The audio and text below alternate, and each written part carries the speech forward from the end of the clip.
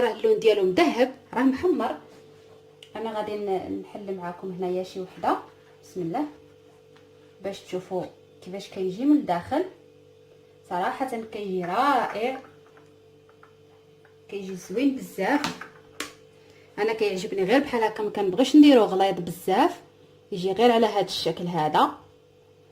بالنسبه اللي كيبغي شي حاجه حلوه هكا في العشيه ولا راه كيجي لذيذ ما تشبعوش منه صراحه. شوفوا معايا كيفاش كيجي القوام ديالو، هشيش بزاف بزاف. هانتوما هذا عاد راه ما خليتوش يبات، لو كان نخليه يبات غادي يولي القوام ديالو رائع.